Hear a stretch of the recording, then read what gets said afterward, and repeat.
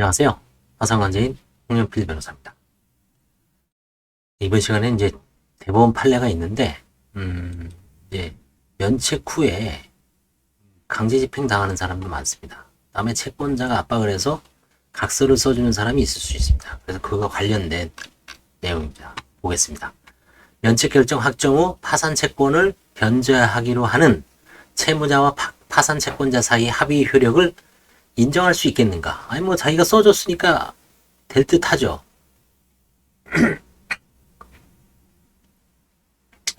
그래서 일종의 한정 적극이라는 거는 인정할 수 있다.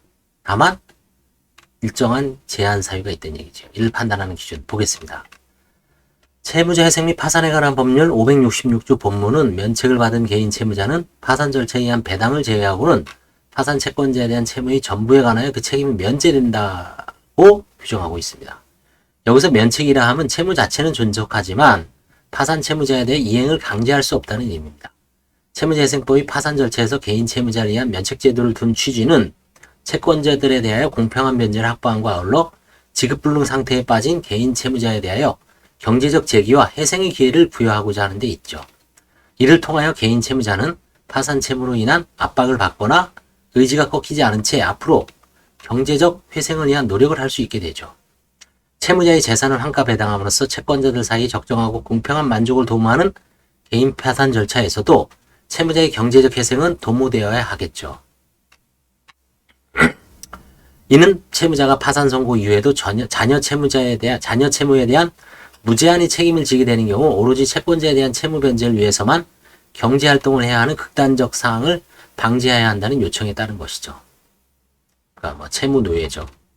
따라서 면책결정 확정 후 파산 채권을 변제하기로 하는 채무자와 파산 채권자 사이 합의, 이걸 채무 재승인 약정이라고 합니다. 그러니까 면책제도의 취지에 반하거나 확정된 면책결정의 효력을 잠탈하는 결과를 가져온다면 그 효력을 인정하기는 어렵다. 나아가 채무 재승인 약정의 효력을 인정하여 판결을 통해 집행력을 부여할 것인지 여부를 판단할 때에는 면책제도의 입법 목적에 따라 위 약정이 채무자의 회생에 지장이 없는지 여부가 충분히 고려되어야 한다.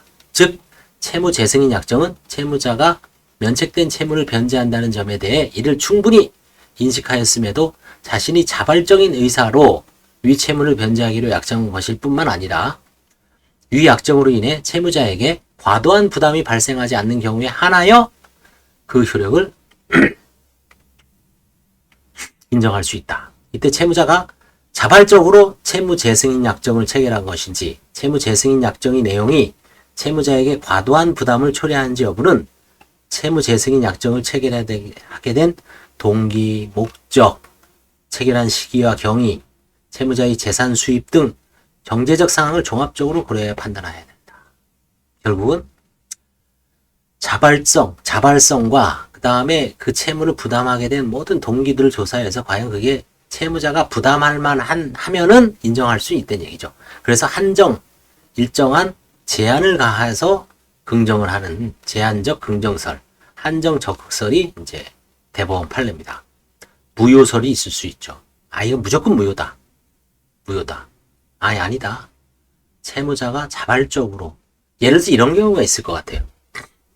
제가 이제 가정적인데 실제 이제 경험한 사람입니다. 파산 법정에서 이런 일이 있습니다. 채권자가 와서 이의 제기를 해요. 판사님, 저는 저 채권자보다 더 어렵게 살고 있습니다. 저 사람이 주는 이자로 생활비를 조금씩 하면서 연명했는데 저 사람이 갑자기 내가 꼭 안 돈 5천만 원을 파산 면책자에 들어서 저는 그야말로 생계가 막막합니다. 그렇게 주장하는 경우가 있어요. 물론 뭐 그분도 꿔줬을 때는 이자 욕심 때문에 은행에 넣어놓으면 5천만 원이면 옛날에는 뭐 한 달에 10만 원도 안 나왔죠. 그렇죠? 이자 떼고 15.4% 떼고 2% 뭐 3% 그렇죠? 3, 5, 15만 원에서 15.4% 떼면 얼마입니까? 그렇죠? 한 10만 원 조금 넘었을까 그랬을 거예요. 그럼 저금리 시대에 뭐 이웃에서 길동엄마 그렇죠? 좀 돈 좀 꿔주면 내가 이자 2부 쳐줄게. 2부면 얼마입니까? 100만 원입니다. 5천만 원에 2부면 100만 원입니다. 한 달에. 엄청나죠? 1부만 하더라도 50만 원인데 2부면은 100만 원입니다. 그러면 무조건 질르는 거죠. 약정서도 안 씁니다. 그냥 톤 밀어 넣어주죠. 계좌로. 그래서 이제 이자를 한 달, 두 달, 세 달, 네 달, 다섯 달 갔다가 이제 그 다음에 이자가 또 뭐 50만 원 들어오다가 또 한 번 안 들어오다가 속을 썩입니다. 뭔 일 있나 저 사람, 저 집 사업 잘 안 되나? 그러다가 이제 결국은 해 넘기고 어느 순간에 딱 되면 파산면책 들어와서 아주 날벼락을 맞죠. 5천만 원이 그야말로 전 재산인 60대 넘은 60이 넘은 70을 바라보는 그 사람 입장에서는 그야말로 날벼락입니다. 자기 보증금은 뭐 1000에 자기 집이 있더라도 자기 집이 아니라 만약에 그게 뭐 전월세다. 더 기가 막힌 거죠. 그런 주장을 했을 때 채무자가 이제 그건 내가 갚아야 되겠다고 해서 약정서를 써주는 경우가 있습니다. 다만 5천만 원 내가 너무 부담되니까 어떻게 해서든 내가 매달 당신 생활할 수 있게끔 50만 원씩 3년간은 내가 갚겠다. 50만 원에 3년이면 얼마입니까? 1800만 원 갚는 거죠. 그런 경우에 채무자가 인간적으로 너무 미안하고 저 사람이 어떤 진짜 내가 이거를 안 갚으면 저 사람은 그야말로 굶어 죽을 수도 있고 나이도 많고 병도 들고 자녀들한테도 기대하기가 힘든 상황에서 채무자가 인간적으로 미안한 마음에 자발적으로 한 달에 50만 원씩 3년간 내가 갚겠다. 면책을 받았어도 그걸 써줬어요. 그 정도면은 제가 보기에는 인정할 수 있지 않을까, 이 대법원 판례 취지에 따라서. 근데 또 이제 두 번째, 그런 경우가 아니라 계속 와서 이제 행패를 부리는 거죠. 행패를 부리는 거예요. 돈 갚으라. 면책은 했지만 아주 뭐 밤에 찾아오고 낮에 찾아오고 그쵸? 지름을 내리는 거죠, 사람. 도저히 스트레스 받아갖고 어떻게 안 돼요. 그래서 알았어, 그냥 5천만 원 갚을게. 써줍니다. 근데 이 사람은 사실 뭐 재산이 아무것도 없어요. 면책 받아서 월세 살고 있죠. 그런 경우에 이제 저 사람이 저거를 갖고 이제 뭐 이 사람이 이제 면책 받고서 어디 월급 한 200만 짜리 어떤 회사에 들어갔을 때 뭐 돈은 또 결국 이제 공연불이죠. 갚을 수가 없죠. 200만 원에서 자녀 기르고 했는데 갚을 수가 없습니다. 능력을 벗어납니다. 그랬을 때 이 채권자가 이제 채무재승인 약정 그거에 기해서 강제 집행 들어갔을 때 이 채무자가 과연 이게 채무재승인 약정을 무효라고 주장할 수 있는가? 무효라고 주장하면 청구 이소를 제기할 수 있죠. 파산 면책 됐으니까. 두 번째 케이스도 가정적 케이스나 두 번째 케이스에서는 그 채무재승인 약정이 제가 보기엔 효력이 인정되지 않는 게 타당하다고 봅니다. 무효라고 봅니다. 이 채무재승인 약정은 과거 도산법 박해에서도 논의가 된 사안입니다. 원칙적으로는 이제 무효설이 이제 그때는 이 대법원 판례가 없었나요? 이 언제죠? 대법원 판례가 없었을 거예요. 그때는 2021년이죠. 그셈이나 2015년도 16년도 기억을 하는데 17년도 이때 초창기 다시 한번 뭐 그때 그 기억이 나는데 그때는 제 기억으로는 이제 무효설이 앞섰습니다. 지금 이제 대법원 판례는 완전한 다 무효는 아니고 한정적으로 일정한 조건하에서는 인정할 수 있다. 다만 가장 중요한 게 이제 자발성이고 그 다음에 이제 제가 보기에는 뭐 여러 가지 시기, 경위 이런 걸 봤을 때는 부담 능력 같아요. 자발성하고 부담 능력. 부담 능력을 초과하는 거를 그냥 뭐 아니면 그 써주게 된 동기가 너무 스트레스를 받아갖고 원래 파산 면책 되고 나서는 채권 추심을 할 수가 없죠. 어제도 제가 찍어드렸죠.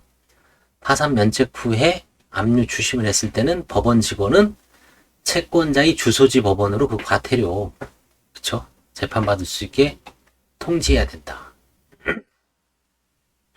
그런 게 있을 수 있습니다. 그 다음에 과태료 500만원까지 물릴 수 있죠. 그쵸?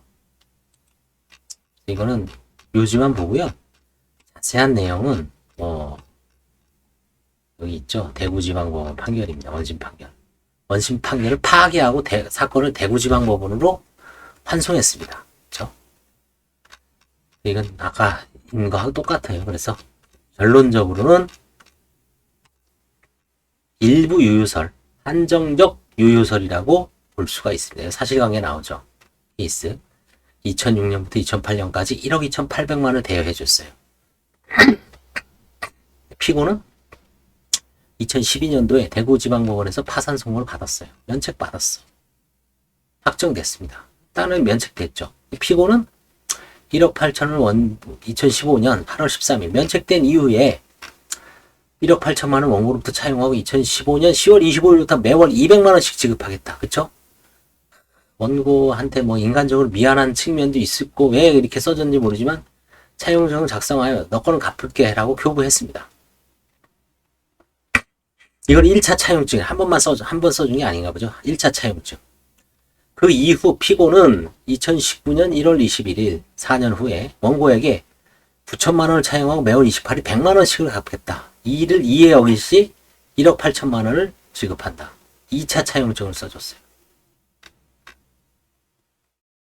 그러나 이건 이제 원고가 피고에게 실제 금원을 오강한 건 없습니다. 아마 2012년도 14년도에 파산 면책 받은 거를 다시 재승인 약정한 거죠, 결국. 그래서 이제 원고가 이 사람 돈 안 갚어?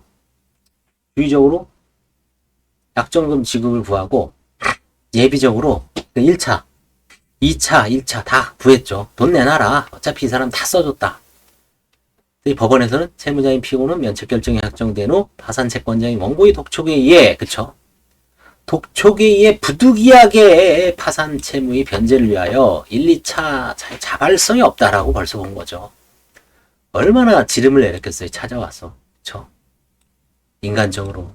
어떻게 보면 아니면 교묘하게, 그쵸? 인간적으로 미안하게끔 계속 와서 치대니까 아니면 뭐 협박을 했든지 자세한 사정은 알 수는 없지만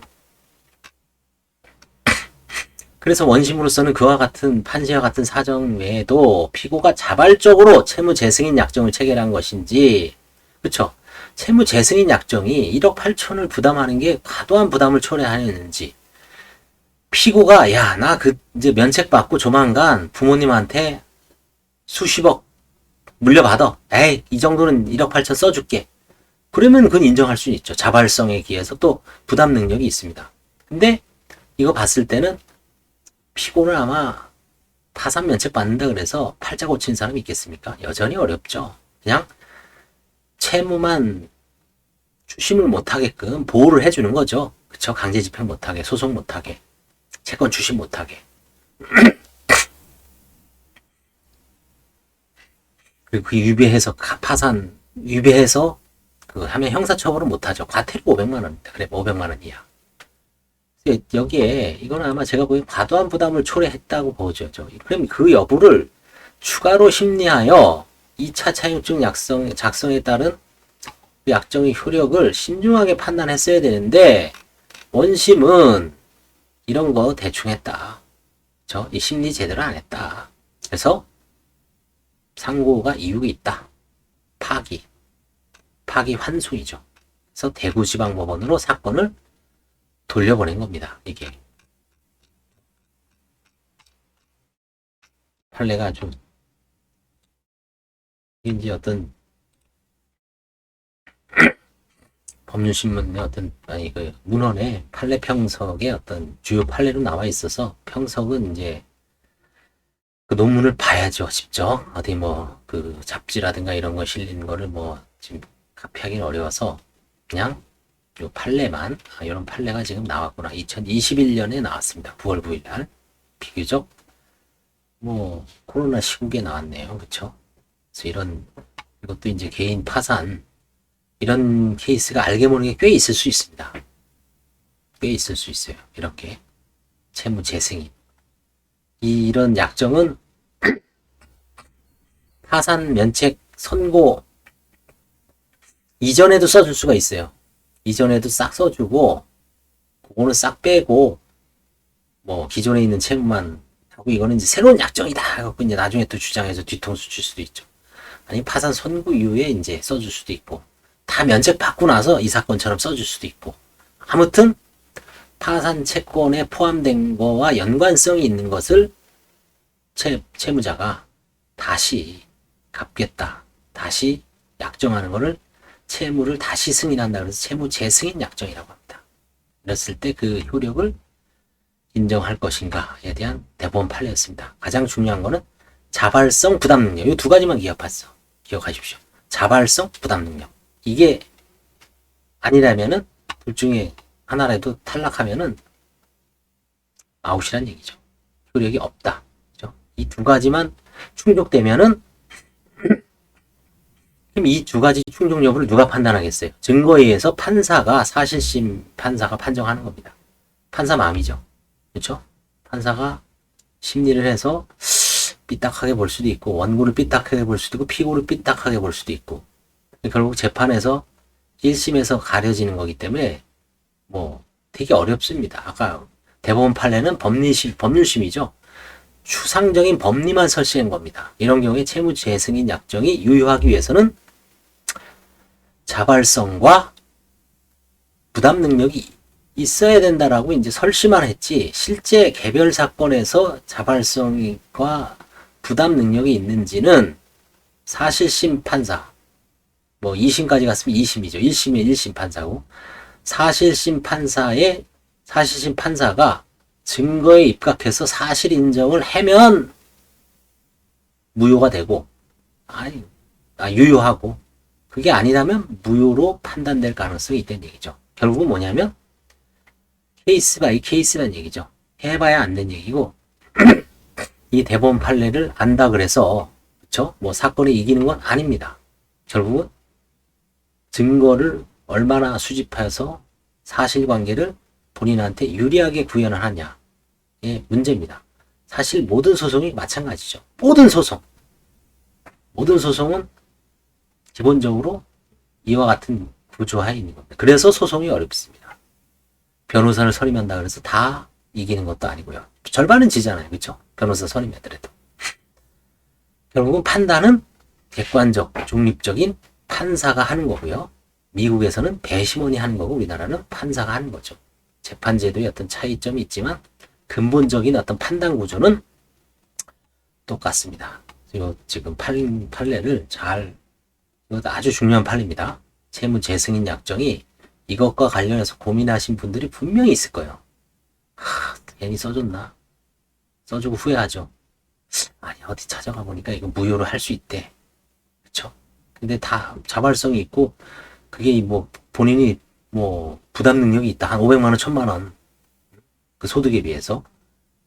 그다음에 아까도 봤지만 대부분 한꺼번에 갚는다는 얘기는 안 하죠. 매달 뭐 200만 원, 100만 원. 내가 뭐 무슨 술 뭐 벌어서도 줄게. 아무튼 채무 재승인 약정 이렇고요.